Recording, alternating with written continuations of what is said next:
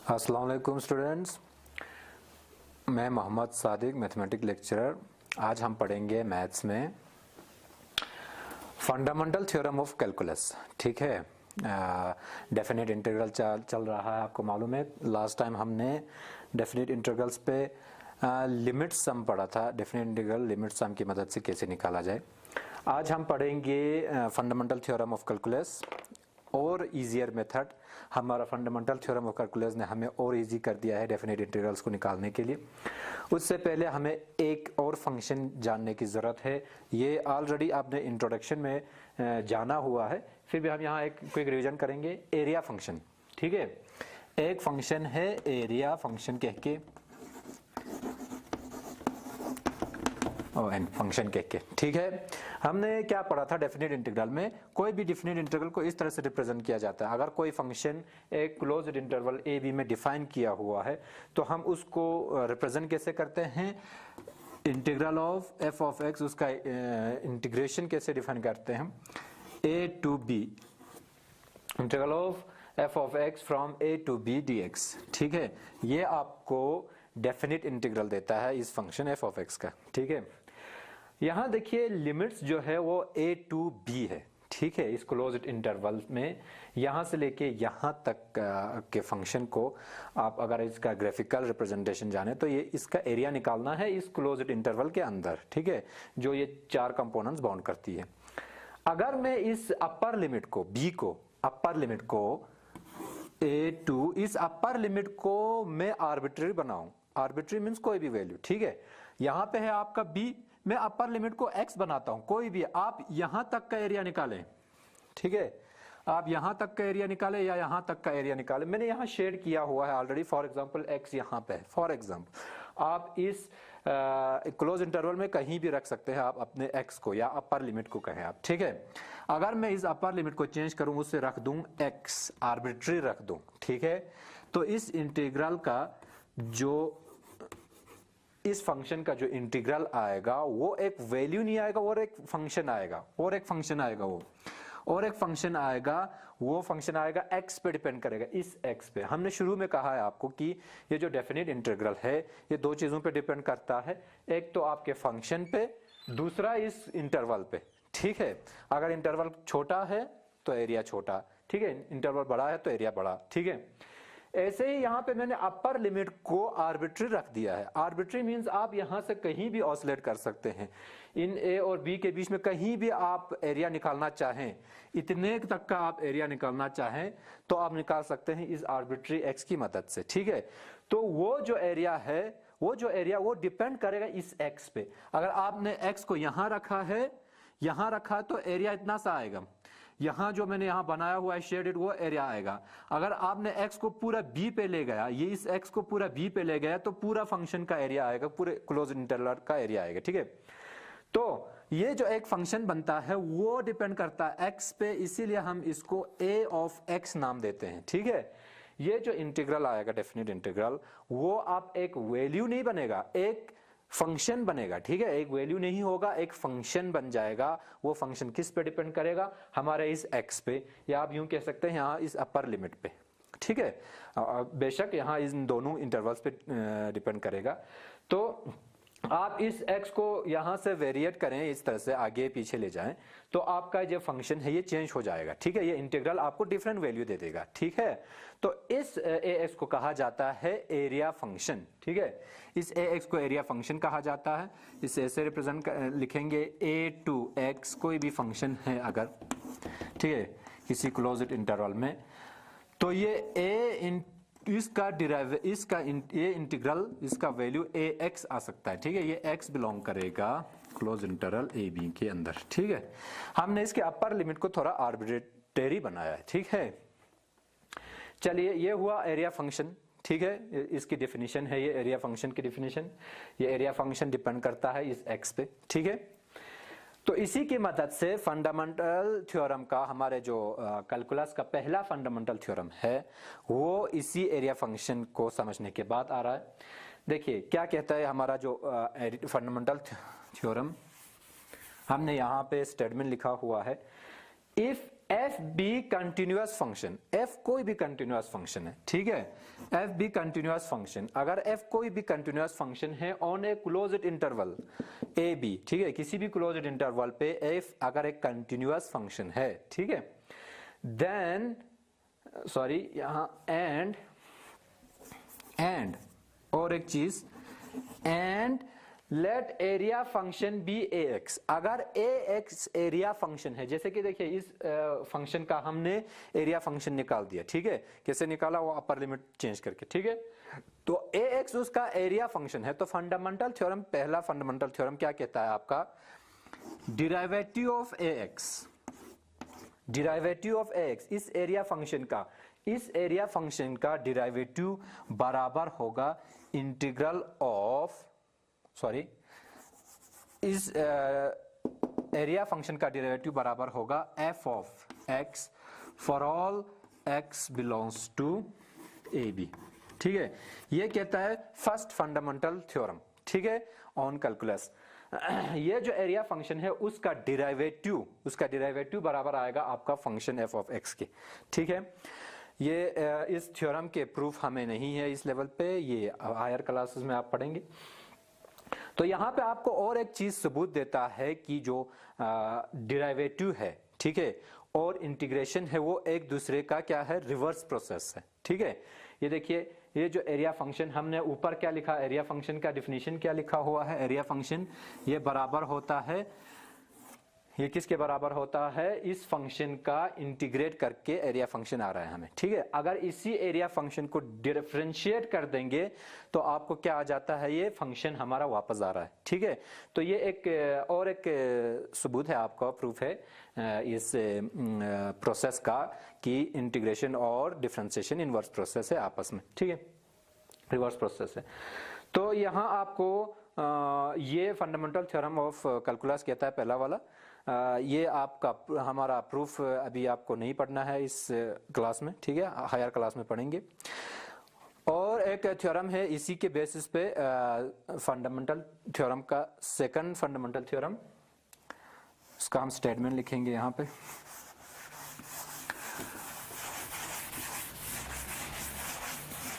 चलिए, ये दो थ्योरम्स हमें इजी कर देता है आपके डेफिनिट इंटीग्रल्स को सॉल्व करने में, ठीक है। लिमिट्स हम बहुत लेंथी हो जाता था, आपने लास्ट क्लास में पढ़ा। थ्योरम सेकंड क्या कहते हैं, fundamental of theorem on calculus का ये सेकंड थ्योरम है, कहता है कि लेट एफ बी कंटिन्यूअस, ये जरूरी है, कंटिन्यूअस फंक्शन कंटिन्यूअस हो तब आपका इंटीग्रल डिफाइन कर पाएंगे हम। Continuous on closed interval A B, ठीक है, अगर एक फंक्शन है वो क्लोज इंटरवल पे डिफाइन किया हुआ है, एंड कैपिटल एफ, मैं कैपिटल एफ लिख रहा हूं यहाँ पे, यहाँ स्मॉल एफ हमारा फंक्शन का रिप्रेजेंटेशन डिनोट करते हैं इससे, capital F be anti derivative of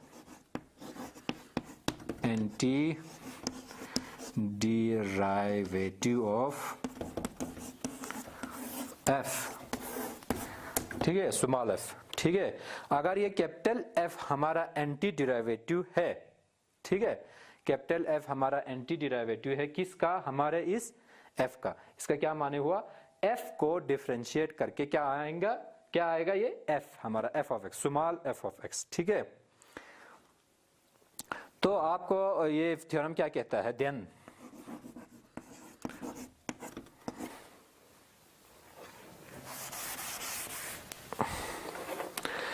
then integral of f of x from a to b dx is equivalent to capital F of x from a to b, इस तरह से लिखा जाएगा, capital F of b upper limit minus capital F of a lower limit, ठीक है। ये कहता है सेकंड फंडामेंटल थ्योरम। फिर से एक बार रिपीट करेंगे, एफ कोई भी कंटिन्यूअस फंक्शन है किसी भी क्लोज्ड इंटरवल में, ठीक है, और कैपिटल एफ जो है वो इसका एंटी डिराइवेटिव है। इसका ये माने हुआ अगर कैपिटल एफ को डिफरेंशिएट करने जाए हम तो वहां पे आपको क्या मिलेगा, एफ ऑफ एक्स, ठीक है। कैपिटल एफ को डिफरेंशिएट करने जाए इसका ये माने हुआ कि जो हमारा फंक्शन है उसका डिराइवेटिव एग्जिस्ट करता है, ठीक है, ये फंक्शन इंटीग्रेबल है। कैपिटल एफ एंटी डिराइवेटिव है स्मॉल एफ का, इसका ये माने हुआ, देखिए कैपिटल एफ को डिफरेंशिएट करने पे आपका स्मॉल एफ आएगा, ठीक है। तब आपका सेकंड थ्योरम कहता है कि अगर आप इंटीग्रेट करने जाए इस फंक्शन एफ ऑफ एक्स को फ्रॉम ए टू बी से, तो आप वो बराबर हो सकता है कैपिटल एफ ऑफ एक्स, इसका ये एंटी डेरिवेटिव है, इसका ये एंटी डेरिवेटिव, इसको डिफरेंशिएट करके ये आता है, ठीक है।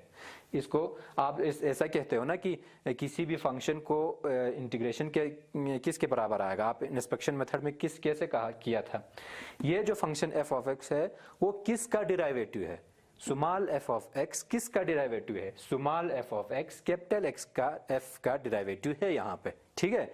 यहाँ पे मैं एक बार और आसान कर दूंगा इसको, जैसे कि आप इंस्पेक्शन मेथड में क्या करते थे, आप कॉस ऑफ एक्स का डिफरेंट इंटीग्रेशन क्या है, ठीक है। इंस्पेक्शन मेथड में कहते थे आप कॉस एक्स किस को डिफरेंशिएशन करके आता है, किसका डिराइवेटिव है कॉस एक्स साइन एक्स का डिराइवेटिव है, ठीक है, साइन एक्स का डिराइवेटिव। यहीं पे यहां भी यही है, इंटीग्रेट करने जाएं अगर आप एफ ऑफ एक्स को फ्रॉम ए टू बी से, तो एफ ऑफ एक्स किसका डिराइवेटिव है, कैपिटल एफ एक्स का, ठीक है। ये कैपिटल एफ एक्स आपको मौजूद होना चाहिए, ठीक है, यहां यही कह रही है थ्योरम, और capital F be the anti derivative of small F, ठीक है। तो ये डिराइवेटिव इसका आपको, या यूं कहे आप, ये जो फंक्शन है वो इंटीग्रेबल होनी चाहिए, इसका इंटीग्रेशन आपको मालूम होना चाहिए, ठीक है। तब आप कैसे कर सकते हैं इसका इंटीग्रेट कैसे कर सकते हैं, capital F of B minus capital F of A, upper limit minus lower limit, ठीक है। हम आसान करने के लिए इसको ऐसे लिखते हैं, upper capital F of upper limit minus capital F of lower limit,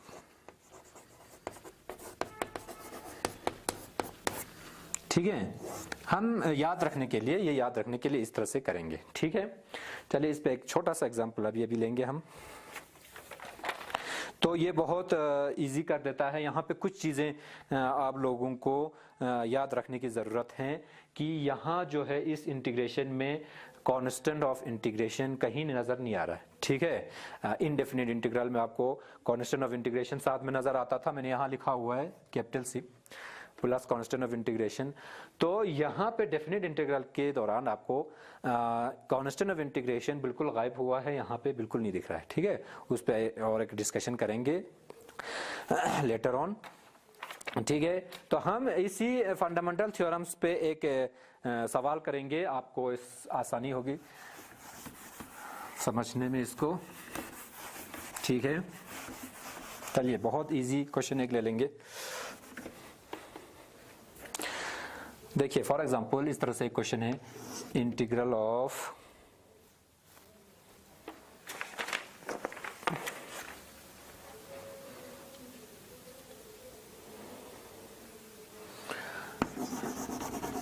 tan of x dx from 0 to pi by 4 tan of x dx, ठीक है। देखिए कैसे करेंगे, चलिए। तो ये फंक्शन ये है हमारा f of x from a to b जैसा ही है, इसका ये किसका डिराइवेटिव है ये मालूम होना पड़ेगा आपको। डेफिनेट इंटीग्रल याद करें, इसका इंटीग्रेशन क्या है, tan x का क्या इंटीग्रल है, इंटीग्रल वैल्यू है।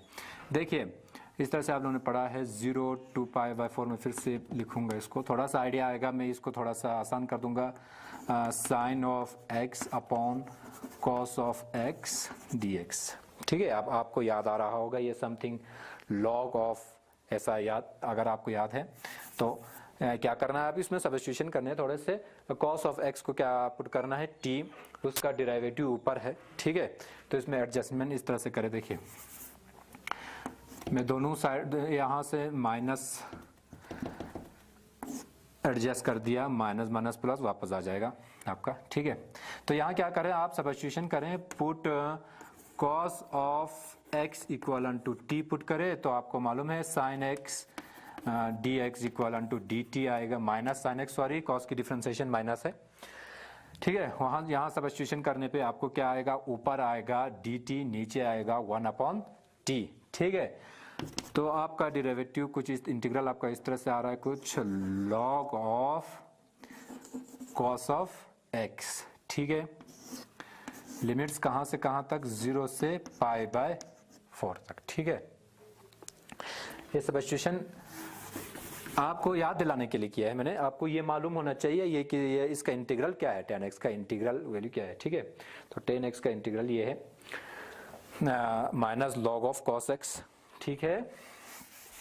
तो वैल्यू यहां कैसे सब्स्टिट्यूट करें, देखिए ये माइनस को मैं बाहर निकाल सकता हूं, माइनस को बाहर निकाले आप, ये अपर लिमिट यहां पे है, log ऑफ cos x को अपर लिमिट देना है 1 π/4 minus log of cos lower limit देना है x को, लोअर लिमिट है 0, ठीक है भाई।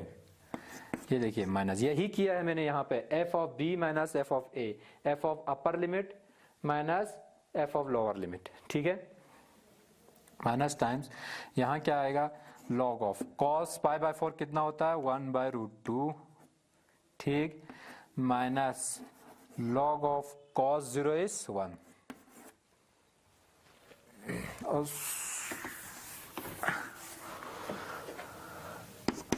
माइनस टाइम्स log ऑफ ये बनता है 1/√2, ठीक है, log 1 इज 0, ठीक है, वो नहीं लिखेंगे, माइनस log ऑफ 1/√2 इतना रख सकते हैं आप, या इस 1 को या हम ले जाए log की प्रॉपर्टी इस्तेमाल करके। तो ये आपका एक एग्जांपल हो गया इसके ऊपर, ठीक है। और एक क्वेश्चन करेंगे जल्दी से, बहुत इजी कर देता है आपका फंडामेंटल थ्योरम, ठीक है, हमारे डेफिनेट इंटीग्रल्स को इवेलुएट करने में। और एक क्वेश्चन है इस तरह से, इंटीग्रल 0 to 1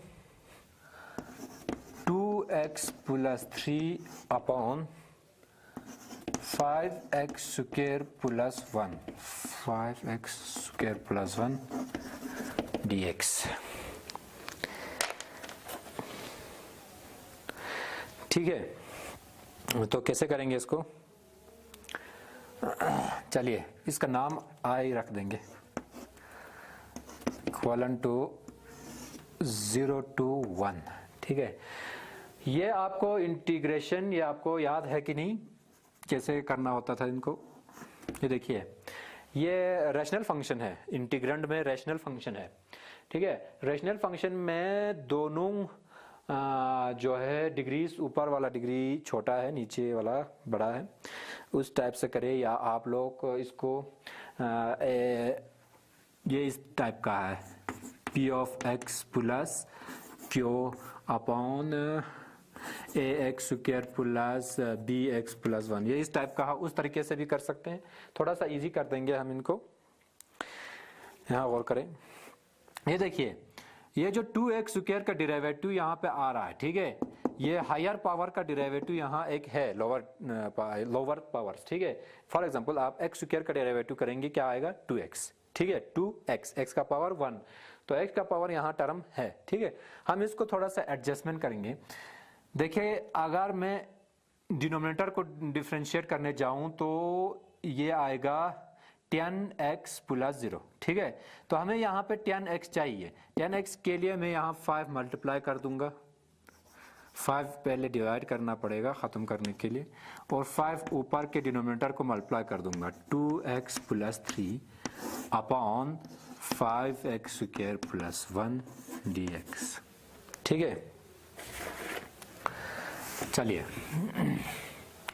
तो क्या कर दिया, थोड़ा सा एडजस्टमेंट कर दिया है हमने, 1/5 इंटीग्रल ऑफ 0 to 1, ऊपर क्या आएगा 5 2 = 10 + 15 10x, अलग अलग कर दूंगा थोड़ा सा स्टेप बच जाएगा हमारा, ठीक है।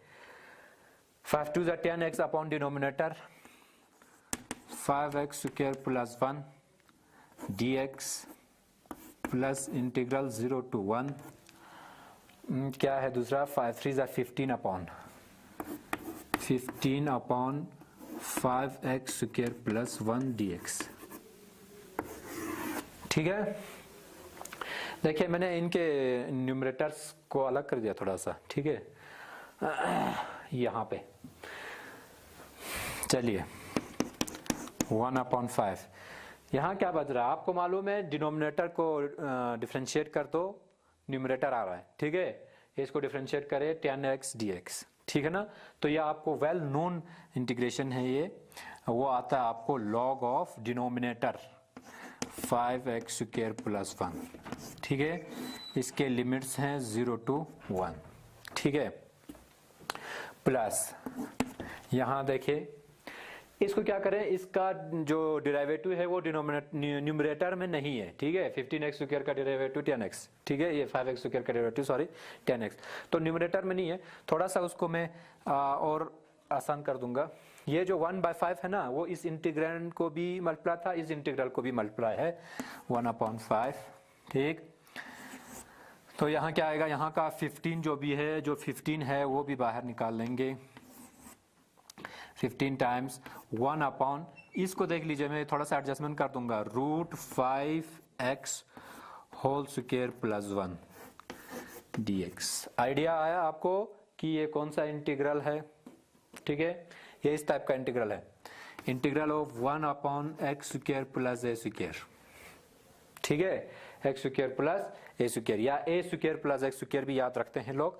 और इसका इंटीग्रल क्या है 1/a log sorry tan inverse x upon a,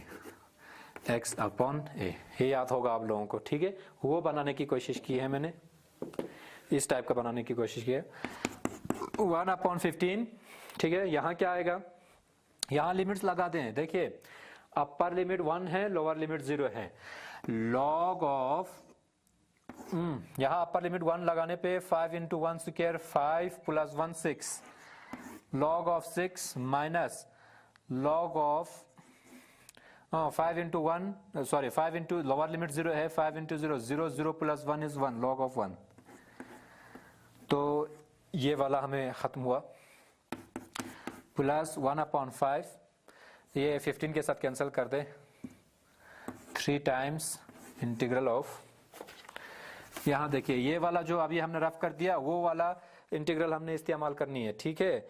तो यहाँ पे क्या आएगा 1/a यहाँ पे 1 है, 1/1 is 1 tan inverse of x, यहाँ क्या है √5x upon 1 x upon a, ठीक है। और जो इसका जो ये वेरिएबल जो यहाँ पे है ये खाली x स्क्वायर नहीं था, ये √5x स्क्वायर था, इसका इंटरनल डिफरेंशिएशन होगा, ठीक है। और वो इंटरनल डिफरेंशिएशन आपको याद हो, वो डिवीजन में आता है, ठीक है, ये याद होना चाहिए आपको, हमने इसमें थोड़ा स्किप कर दिया एक स्टेप्स। आइए यहाँ क्या हुआ 1/5 लॉग ऑफ 6, खाली लॉग 1 is 0, ठीक है, और सॉरी यहाँ पे प्लस था, तो 3/3/√5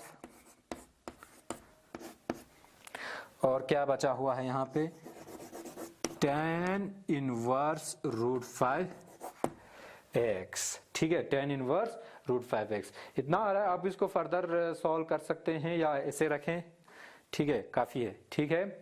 तो ये 2 एग्जांपल्स हुए, आई होप आप लोगों ने ये समझा होगा, फंडामेंटल थ्योरम ऑफ कैलकुलस का ये एक एग्जांपल था आप लोगों को।